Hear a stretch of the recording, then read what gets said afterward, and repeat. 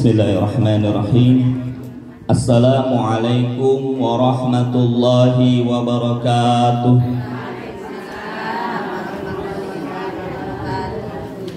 Alhamdulillahi rabbil alamin, wa bihi nasta'inu ala umurid dunya waddin, wassalatu wassalamu ala ashrafil anbiya'i wal mursalin, sayyidina wa habibina wa syafi'ina wa maulana Muhammadin wa ala alihi wa sahbihi ajma'in, amma ba'du.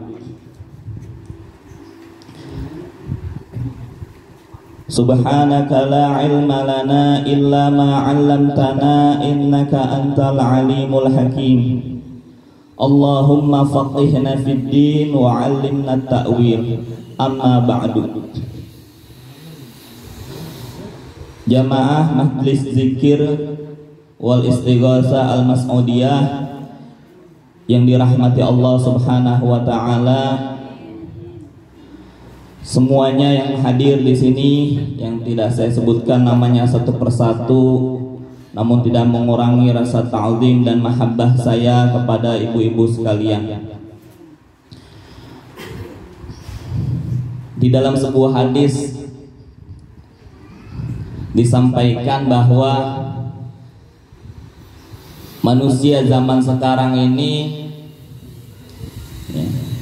dipesan untuk berpegang teguh kepada ajaran para ibu-ibu, nenek-nenek. Salah seorang ulama Turki menyampaikan sebuah riwayat yang diantaranya diriwayatkan oleh Imam Al-Baihaqi, alaikum bidinil ajaiz, kalian harus berpegang teguh kepada agama ibu-ibu yang sudah tua. Di sini ibu-ibu ada yang muda, ada yang sudah tua ya.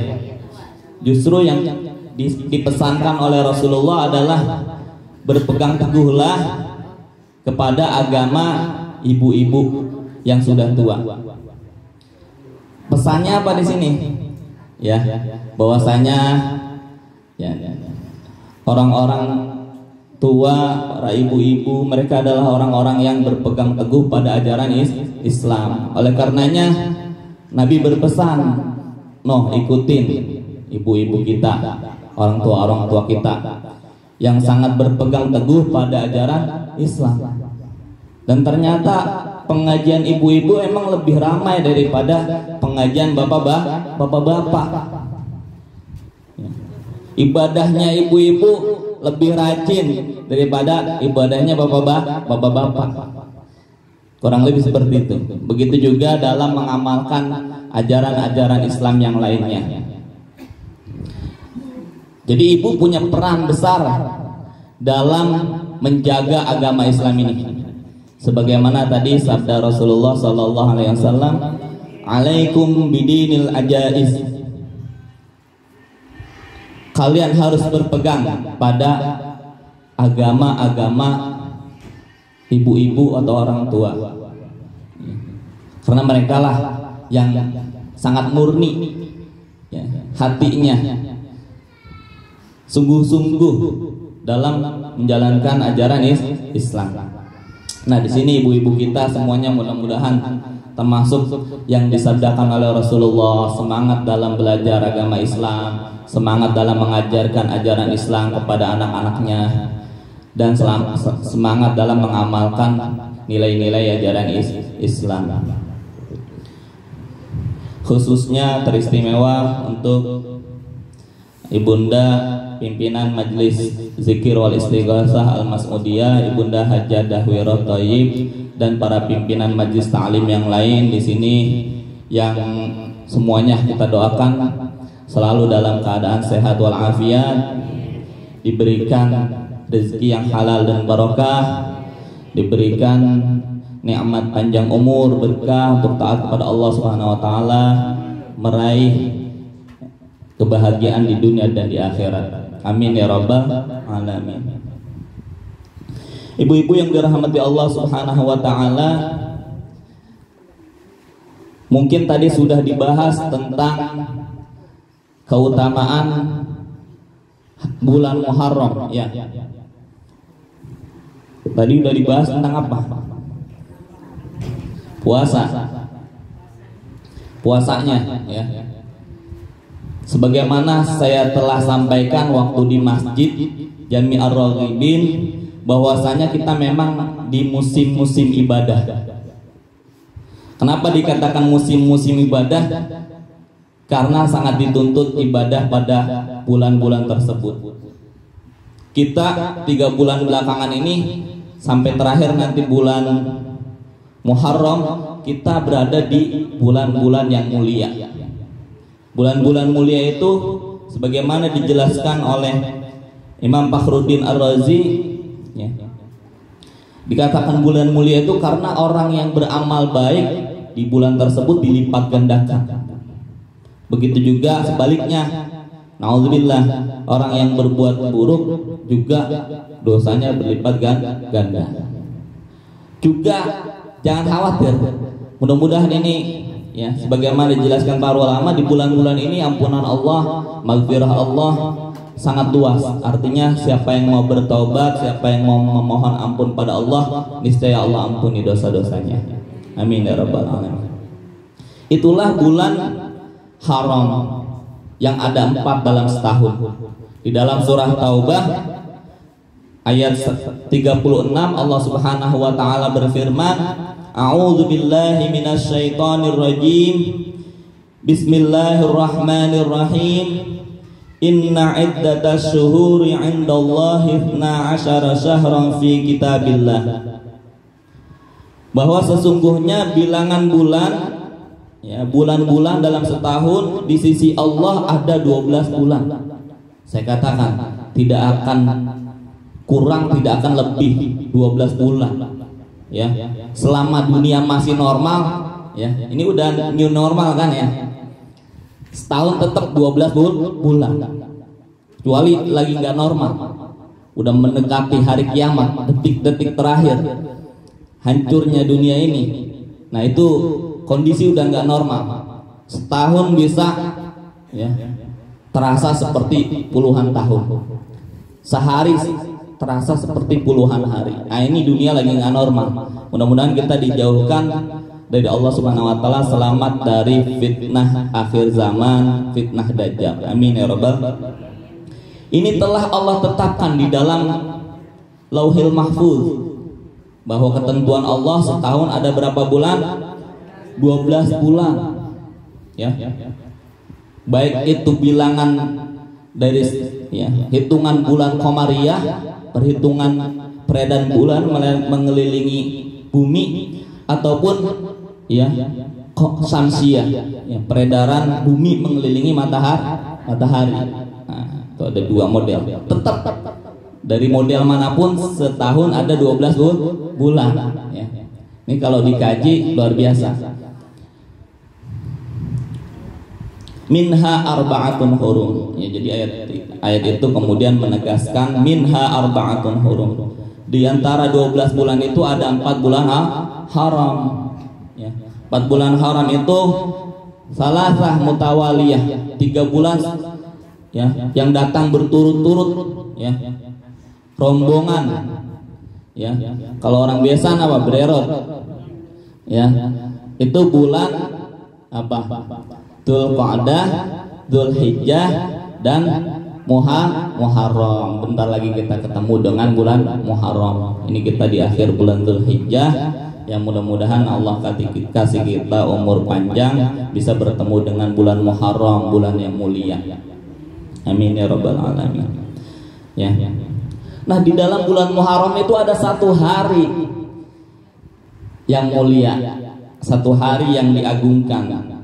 Ya, yang di situ kita dianjurkan untuk bergembira, berbahagia, yaitu hari ke-10 di bulan Muharram yang dikenal dengan hari Asyura. Tahu hari Asyura, Bu? Hari yang ke-10 di bulan Muharram. Ya. Apa kemuliaan hari Asyura? Ada yang tahu belum? Kenapa hari Asyura itu sangat istimewa, sangat mulia, ya? Nanti ada 10 kemuliaan yang Allah berikan, ya, untuk umat Nabi Muhammad. Ada 10. Yang ke-10-nya itu adalah hari Asyura.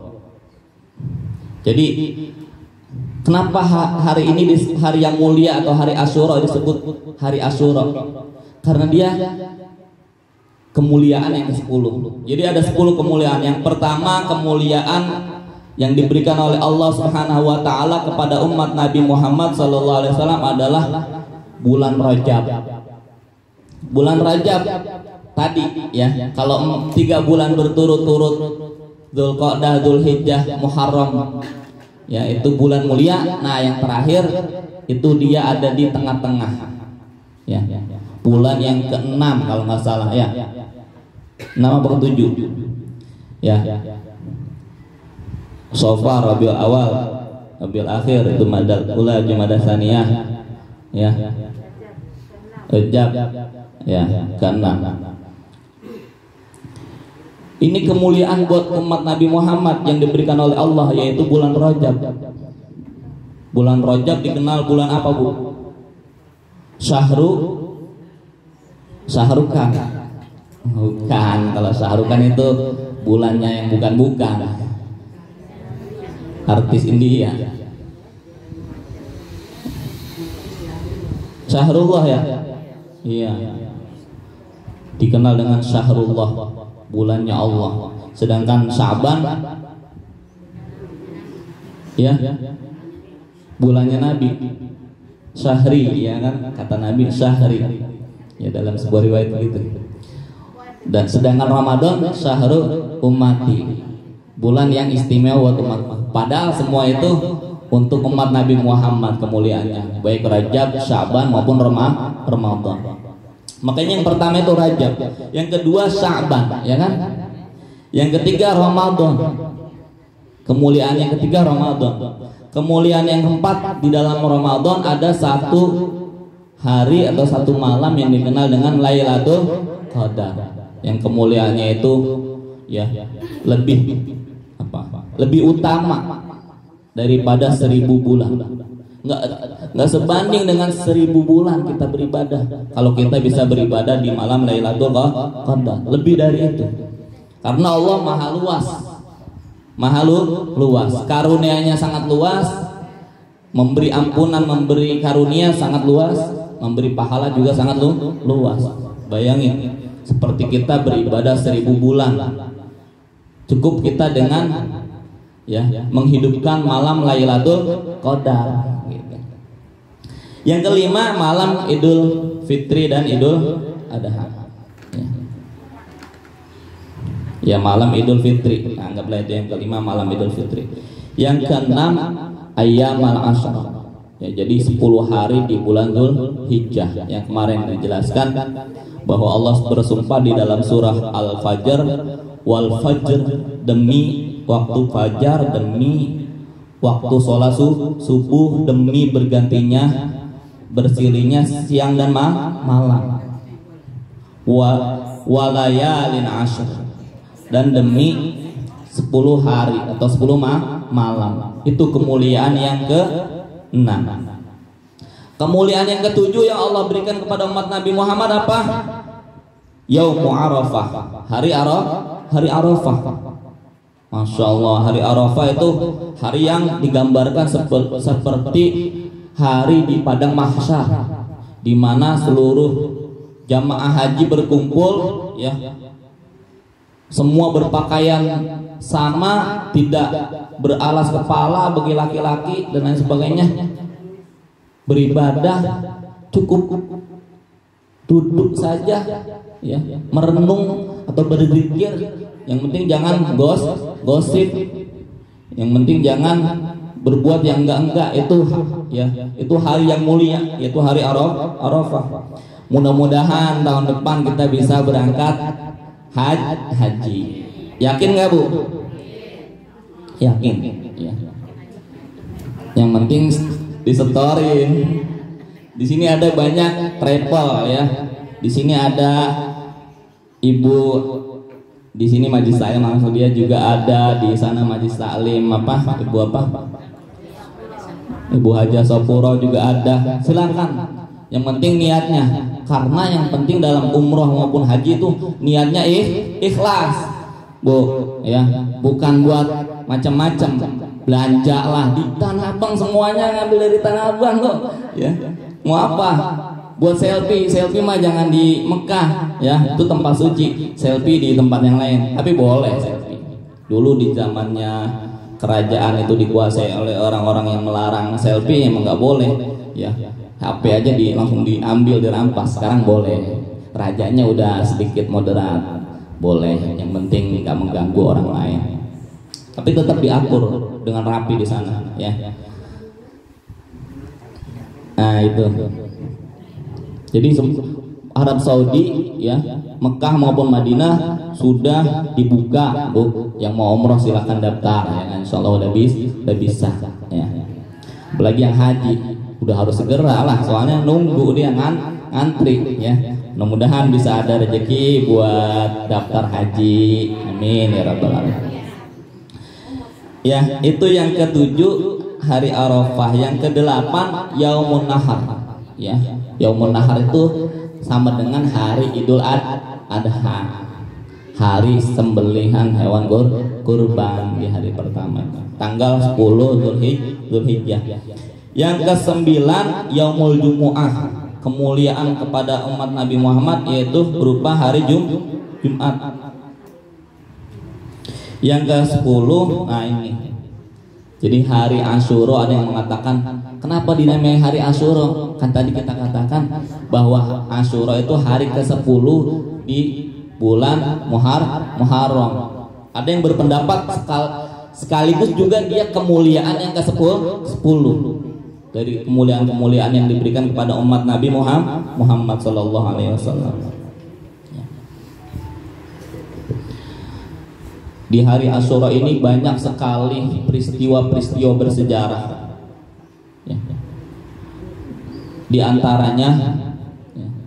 antaranya adalah syahidnya cucu Rasulullah sallallahu alaihi wasallam. Siapa? Ada yang kenal nggak? Sayyidina Husain. Jadi cucu yang dikenal dengan dua orang penghulu surga dari kalangan anak muda, yaitu Sayyidina Hasan dan Sayyidina Husain. Sudah menjadi nubuah Rasulullah ketika Rasul masih hidup, ya. Rasulullah digambarkan dalam sebuah riwayat, ya. Ini nubuah, kabar dari Rasulullah tentang sesuatu yang akan terjadi di masa yang akan datang. Ya, bahwa Sayyidina Husain itu dicium, ya, lehernya oleh Rasulullah sambil menangis, sambil Rasulullah mengabarkan bahwa Sayyidina Husain nanti akan dipenggal lehernya. Itu nubuah, nggak bisa ditolak. Mau lari kemana? Udah nubuah Rasulullah dengan takdir itu udah mirip, ya, jadi udah disesuaikan. Itu kenapa? Ya. Beliau mendapatkan kemuliaan oleh Allah Subhanahu wa taala, syahid di hari yang mulia itu hari Asyura. Mundur ke belakang, hari Asyura itu dirayakan oleh orang Quraisy, kafir Quraisy, karena ada sesuatu yang mulia di sana. Allah alam, ya. Saya belum tahu riwayatnya kalau dari perilaku orang kafir Quraisy.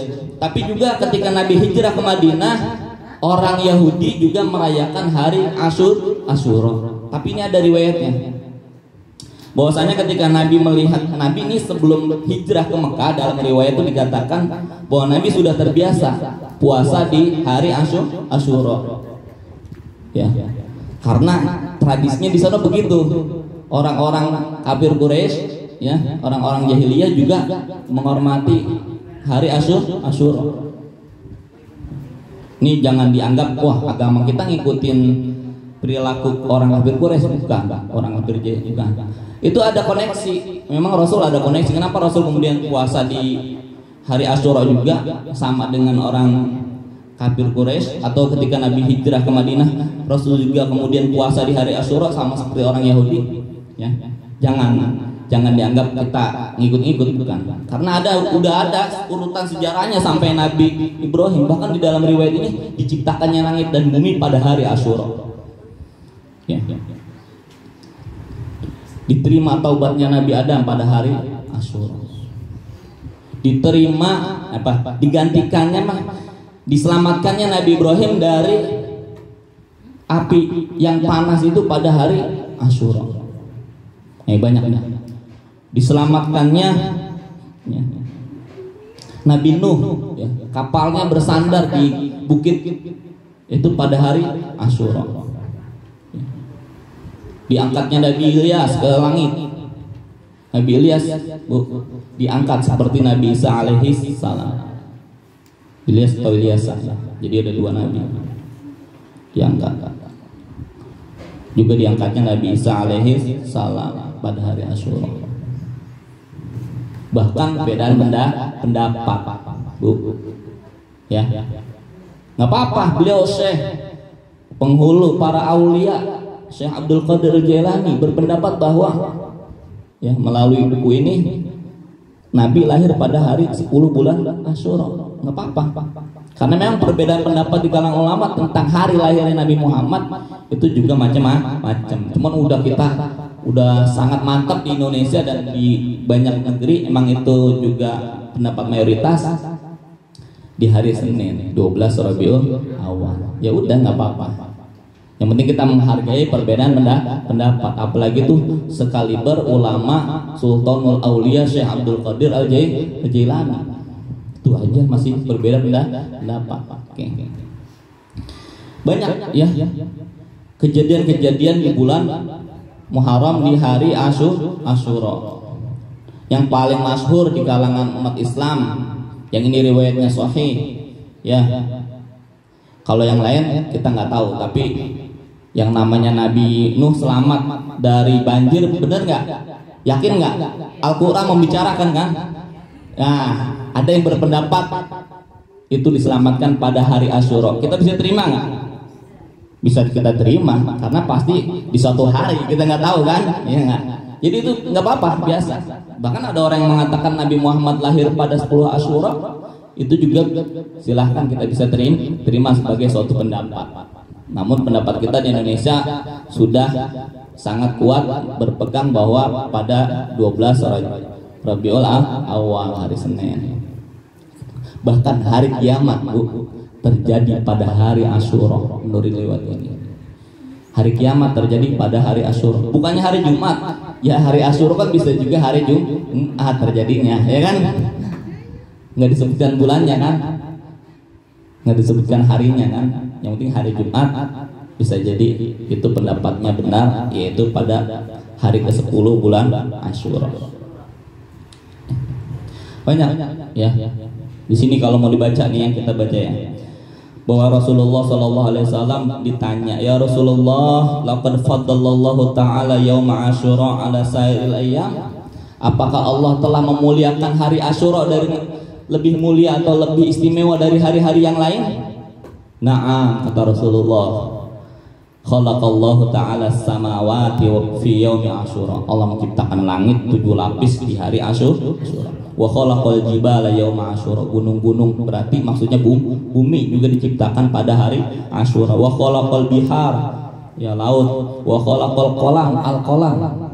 Wa khalaqal lauhil mahfuz juga diciptakan hari Asyura. Wa khalaqa Adam yauma Asyura. Wa khalaqal jannah wa adkhalahul jannah. Adam dimasukin ke dalam surga pada hari Asyura. Wulida Ibrahim, dilahirkannya Nabi Ibrahim hari Asyura. Wa agraqaf wa najallaha, ya Allah Subhanahu wa taala selamatkan Nabi Ibrahim dari api pada hari Asyura. Allah Subhanahu wa taala ganti ya anaknya Nabi Ibrahim, Nabi Ismail, dengan satu hewan domba kibas yang besar itu pada hari Asyura. Ya, di sini dikatakan wafada ibnahu min azibah yauma Asyura. Wa agraqa Fir'aun, ditenggelamkannya Fir'aun pada hari Asyura. Nabi Bu, Nabi Musa diriwayatkan beliau berdoa 40 tahun supaya Fir'aun ini diazab. Karena Fir'aun orangnya jahat, zalim. 40 tahun baru dikabulkan oleh Allah, yaitu dengan ditenggelamkannya Fir'aun itu pada hari Asyura. Pada saat itulah Nabi Musa dinyatakan selamat. Karena kalau enggak ditenggelamkan tuh Fir'aun, Nabi Musa gimana? Pasti sudah dibunuh. Nah, disitulah ada mata-mata dari kerajaan yang dia itu berpihak kepada Nabi Musa, disampaikanlah. Jadi mata-mata itu juga boleh, tapi untuk kebaikan, bukan mata-mata untuk kejelekan. Wah, dia mata-matain si anu nih, ya. Tadi omongin kejelekannya, nggak boleh, ya. Yang dimaksud mata-mata. Bahkan Nabi Muhammad juga ketika mau dibunuh, ada orang yang menyampaikan riwayat itu, ya, menyampaikan bahwa orang kafir Quraisy sudah siap membunuhmu malam ini. Ada mata-mata. Jadi ada orang yang memang di dalam kelompok orang-orang kafir dia masih beriman, dia masih hatinya suci, cuman dia belum bisa keluar dari lingkungan itu. Sehingga dia apa? Jalan satu-satunya dia menjadi sosok yang bisa menyelamatkan Nabi Muhammad. Dia jadi mata-mata, dia sampaikan apa yang menjadi niat jahat orang kafir Quraisy. Begitu juga di zaman Nabi Musa, ada orang yang di dalam lingkungan kerajaan Fir'aun, tapi dia nggak beriman kepada Fir'aun. Dia kemudian jadi mata-mata dan menyampaikan kabar bahwa Fir'aun akan membunuh Nabi Musa alaihissalam. Kemudian Nabi Musa beserta kaumnya lari. Nah, inilah peristiwa inilah yang kemudian diriwayatkan oleh Nabi Muhammad. Ketika Nabi Muhammad datang ke Madinah, melihat perilaku orang Yahudi di sana, ya. Orang Yahudi di Madinah itu banyak, Bu, ya. Melihat perilaku mereka bergembira, mereka merayakan hari Asyura, bahkan mereka berpuasa, wajib bagi mereka berpuasa pada hari itu. Ditanya sama Nabi, kenapa kalian begitu memeriahkan hari Asyura ini? Ya, mereka menjawab, pada hari ini Allah Subhanahu wa taala menenggelamkan Fir'aun dan menyelamatkan Nabi Musa. Apa jawaban Nabi? Nahnu ahaqqu bi Musa minkum. Saya lebih berhak merayakan keselamatannya Nabi Musa ketimbang kalian. Ya, kalian umatnya Nabi Musa. Kenapa lebih berhak Nabi Muhammad? Karena Nabi Muhammad ini nabi yang sama seperti Nabi Musa, bahkan melanjutkan kenabian nabi-nabi sebelumnya, menyempurnakan nabi-nabi sebelumnya. Sedangkan kamu umat Nabi Musa, kamu banyak penyimpangan, penyelewengan, merubah-rubah ajaran Nabi Musa, yang halal diharamin, yang haram dihalalin. Ya, kamu aja masih begitu memeriahkan, ya, hari diselamatkan Nabi Musa. Kami lebih berhak karena kami orang-orang yang senantiasa lurus. Ya. Disitulah kemudian, ya, Nabi Muhammad memerintahkan umatnya untuk berpuasa. Padahal pada saat itu puasa Ramadan belum disyariatkan, belum diperintahkan. Ya. Tapi Nabi Muhammad sudah memerintahkan puasa hari Asyura. Kemudian ketika puasa Ramadan sudah disyariatkan, Nabi Muhammad bilang, boleh kamu puasa Asyura, boleh enggak. Yang penting yang wajib adalah bulan Ramadan. Itu, ya. Begitu juga seperti sholat malam. Ya, sholat malam. Sholat yang paling utama dalam sebuah riwayat hadis Imam Muslim, sholat malam setelah sholat fardu itu sholat malam. Kenapa? Sebelum diperintahkannya sholat fardu, Nabi seperti mewajibkan dirinya untuk sholat malam. Nabi pernah ditanya, wahai Nabi, apa sholat yang paling utama? Sholat yang paling utama setelah sholat fardu adalah sholat malam. Jangan pernah ditinggalkan. Kalau ditinggalkan ya itu karena suatu alasan, tiduran atau apa, bukan disengaja. Kemudian ditanya, puasa apa yang utama setelah puasa Ramadan? Puasa yang utama setelah puasa Ramadan adalah puasa di hari Asyura. Ya, karena itu pernah dilaksanakan Nabi, bahkan mewajibkan dirinya, ya, sebelum puasa Ramadan diperintahkan. Ibu-ibu jamaah majelis zikir wal istighosah yang dimuliakan oleh Allah Subhanahu wa taala, demikianlah keutamaan bulan Muharram dan keutamaan hari Asyura. Adapun hadis tentang puasa, ada 3 hadis yang sahih riwayat Imam Muslim dan hadis muttafaqun alaih. Hadis muttafaqun alaih ini yang disepakati oleh Imam Muslim dan Imam Bukhari. Ini riwayat hadis yang paling tinggi kualitasnya. Ya. Bahwasanya Rasulullah Shallallahu alaihi wasallam pernah ditanya tentang puasa Asyura. Ya. Puasalah, ya. Di riwayat itu Rasulullah Shallallahu alaihi wasallam memerintahkan umatnya untuk berpuasa. Ya. Puasa Asyura. Yang tadi ceritanya, Nabi bertanya kepada orang Yahudi, apa? Oh, itu ternyata ada kemuliaan di hari Asyura. Oleh karenanya aku lebih berhak. Maka Nabi kemudian memerintahkan umatnya untuk berpuasa. Sedangkan hadis riwayat Imam Muslim, ya, ketika Nabi menjelaskan tentang keutamaan hari Asyura, puasa di hari Asyura, bahwa dia akan menghapus dosa-dosa, ya, menghapus dosa-dosa kita yang telah lalu.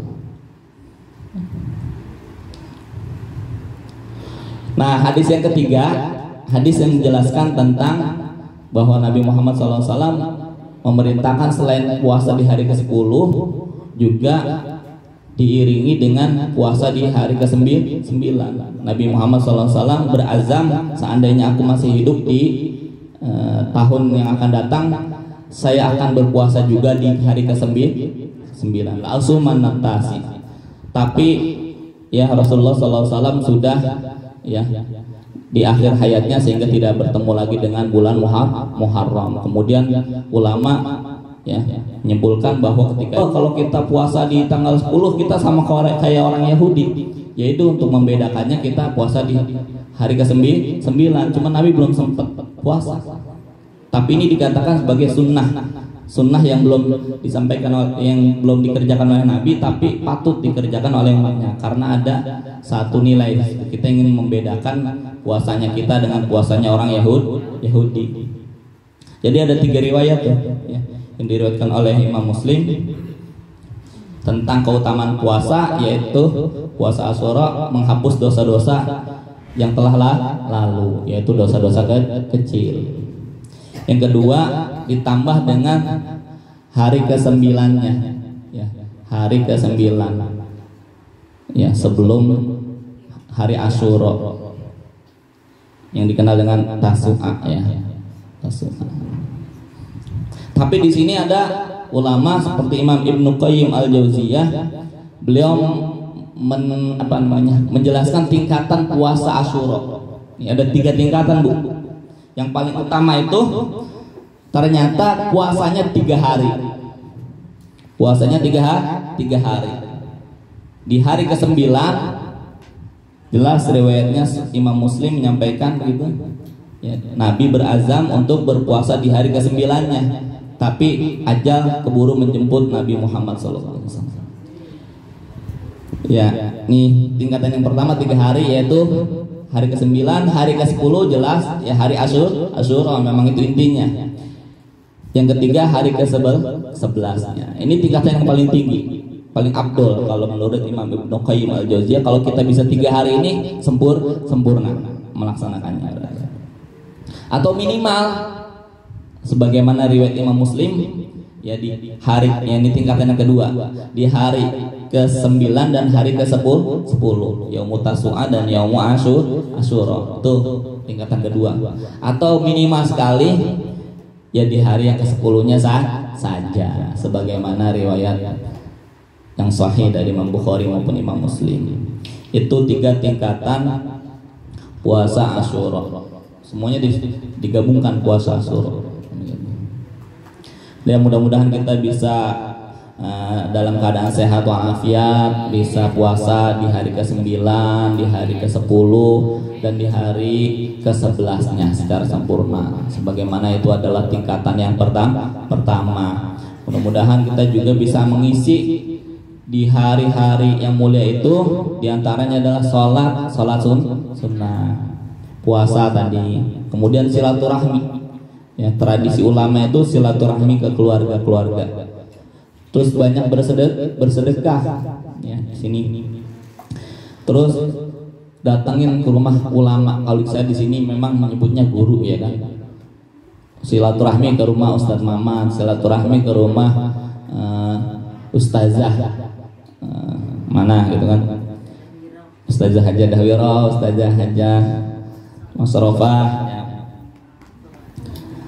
Dan ulama lain kalau enggak yang hidup, kita juga ziarah kepada yang telah meninggal. Ziarah ke Kong Haji Mursalim guru kita, ke Kong Haji Hasbullah guru kita, ke guru apa di Malaka sana, di kandang sapi ya kan. Minimal ziarah ke kedua orang tua ya gitu. Ya, nah itu memang harus diutamakan sebelum mana-mana. Yang berikutnya adalah membesuk orang sakit. Kalau ada yang sakit itu bagus banget. Di hari Asyura itu bagus banget. Oh, gua nanti aja nyenguk lu kalau udah hari Asyura. Enggak juga, karena keutamaan nyenguk orang sakit itu itu luar biasa keutamaannya.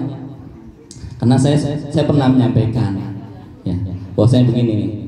Nabi menyampaikan hadis qudsi, hadis yang disampaikan oleh Allah Subhanahu wa taala langsung kepada Nabi Muhammad, kemudian Nabi menyampaikan persis seperti yang disampaikan oleh Allah Subhanahu wa taala. Itu disebut hadis qudsi, hadis yang suci.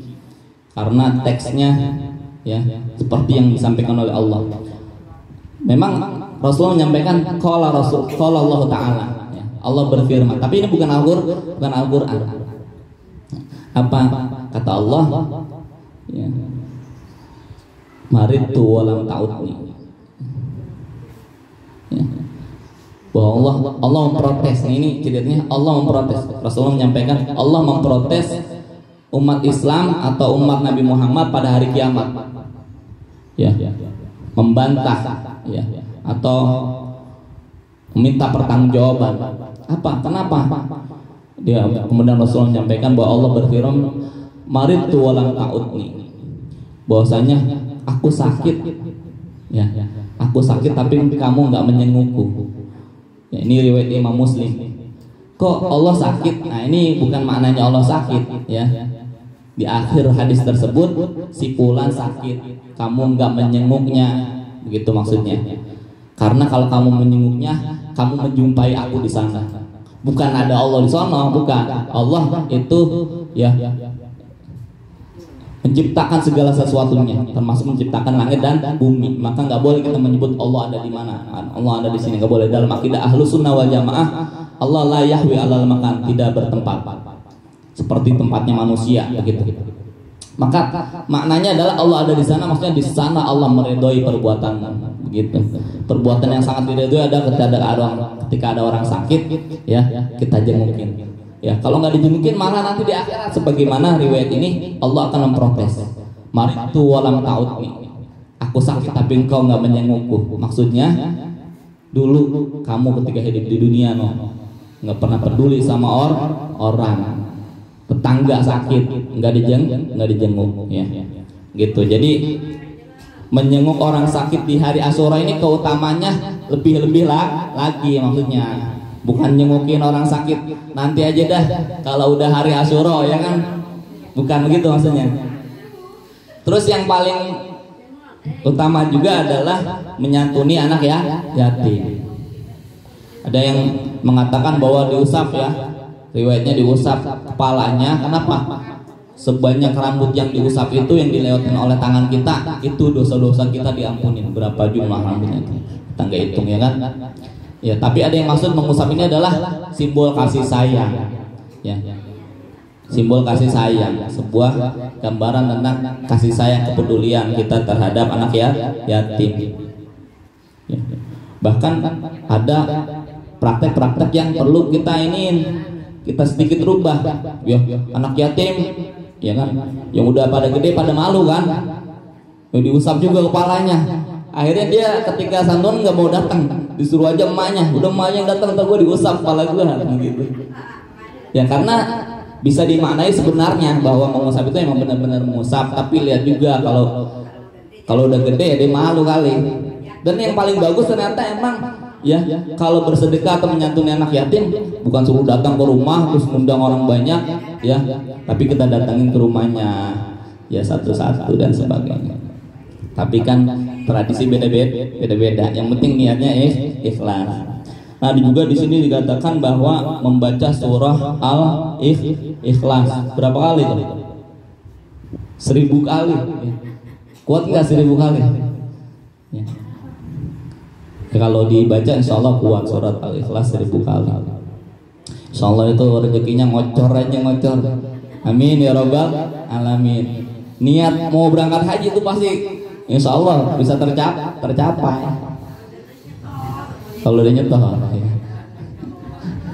ya menyekolahin anak insya Allah jalannya lancar ya. Pokoknya itu baca 1000 kali.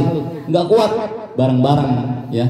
Anak kita ada 5 udah ya kan, berapa ratus 200 kali 5 1000 ya kan. Itulah yang dapat saya sampaikan, mudah-mudahan bermanfaat. Dari saya kurang lebihnya mohon dimaafkan. Wa'alaikum minkum hadanallahu wa iyyakum ajma'in. Wassalamualaikum warahmatullahi wabarakatuh. Kita baca doa. A'udzubillahi minasyaitonirrajim. Bismillahirrahmanirrahim. Alhamdulillahirabbil alamin. Hamdan yuwafi ni'amahu wa yukafi mazidah. Ya Rabbana lakal hamdu kama yanbaghi li jalali wajhika wa li 'azimi sultanik. Allahumma shalli ala sayyidina Muhammadin salatan taghfiru biha adh-dhunub wa tasluhu biha al-qulub wa tanqaliqu biha al-'usub wa talinu biha as-su'ub wa ala alihi wa sahbihi wa man ilaihi mansub.